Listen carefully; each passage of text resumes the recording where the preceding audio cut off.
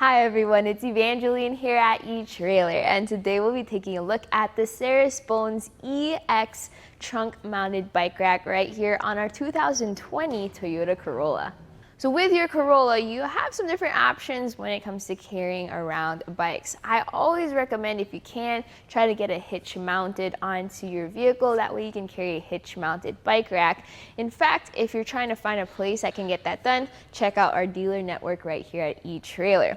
But if you cannot get a hitch or are unable to find a hitch, your next best option is going to be a trunk mounted bike rack just like this, or a roof mounted bike rack if you're limited to one bike. So we'll talk about the different perks, the different features of this trunk mounted bike rack. And remember, you can get this as 2 or 3. It's really up to you with how many you want to carry around. So this is the Saris Bones EX, which is actually one of my favorite trunk mounted bike racks. It's the upgrade from the Saris Bones because we have that dog foot over there on top of our trunk, making it a bit more versatile for more different vehicles. And this straps into your trunk. Just some things that you have to remember with a trunk mounted bike rack. It's hanging style and it makes contact with your vehicle. So definitely not for long-term use.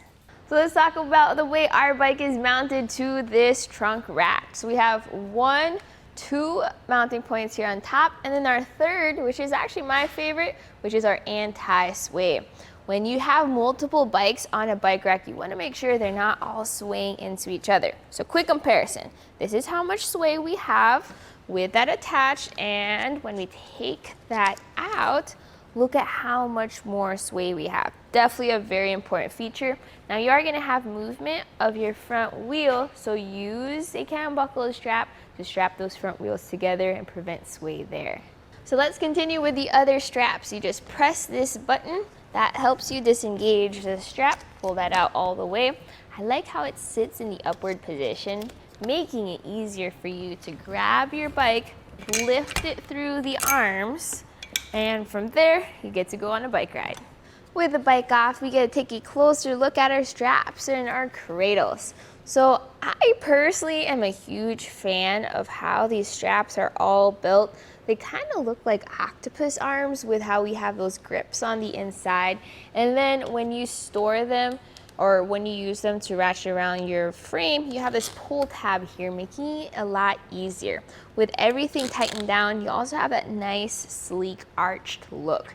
Pro tip, please put away your straps into their cradles or the receivers, even when your bike is not on. That way they're not flopping around as you drive around. So these bike rack arms can be adjusted as well. This is going to be helpful if you're carrying around a single bike with an alternate frame, like those children's bikes, some of those mountain bikes, or those women's bikes.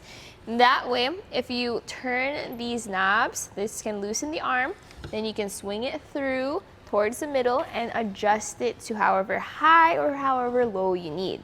Now that's only going to be helpful for your single bike. Once you have multiple bikes up there, you probably need a frame adapter bar so that everything's level. So with a trunk mounted rack, something that cannot be avoided is there's a lot of contact with your vehicle. So there's a lot of surfaces like the paint as well as your trunk being touched on. So we'll talk about that. First, we'll talk about the feet. We have these articulated rubber feet. That's what's giving us that support on our trunk. And then with this dog bone, we have that nice arch there. I have the feet on top of our trunk and then right inside our license plate well. And then we have 3 pairs of straps. So we have the upper, which is on top of our trunk, the side, which is right above our taillight, and then the lower, which is right where our feet are. Remember, before installing your trunk mounted bike rack, please clean off all those surfaces. That way you don't have any dirt or grime in between, creating more scratches. Again, you cannot open up your hatch with this on, so that's why you probably would want to take it off whenever you're not bringing your bike around. But what is it like living with a bike rack behind you? Well, this is going to take up a bit more space behind your Corolla. And then you are going to have a difference in length whether you have the 2 or the 3 bike version.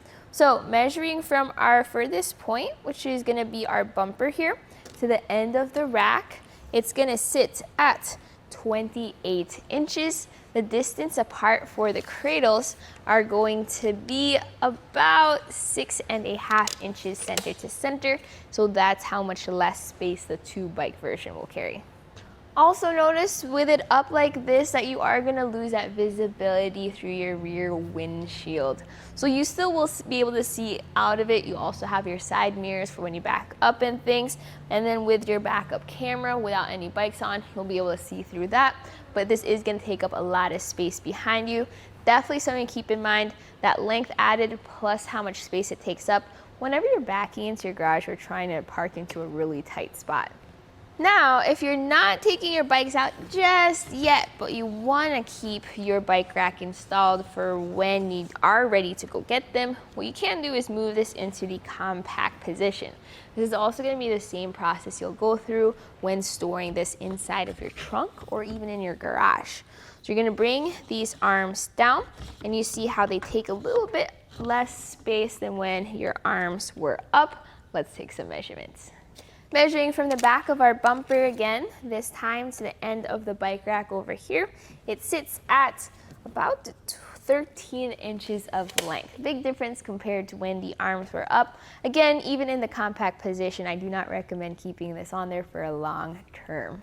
Here on our test course, we'll start by going through the slalom. This is going to show us the side-to-side action, which simulates turning corners or evasive maneuvers.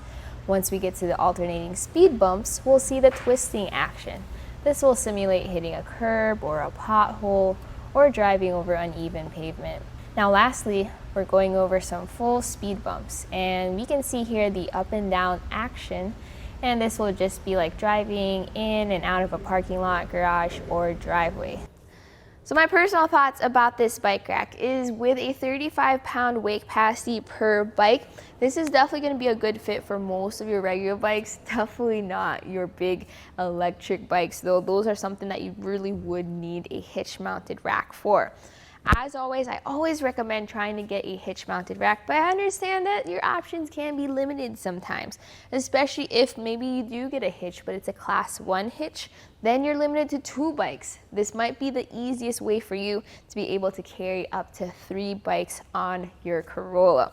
Now it does have its different pros, it does have its different cons, but hopefully this video helped you out with that decision-making process and seeing whether your bikes are a good fit for this and if you are able to handle having a trunk-mounted bike rack. But this right here was a look at the Saris Bones EX 3 trunk-mounted bike rack on our 2020 Toyota Corolla.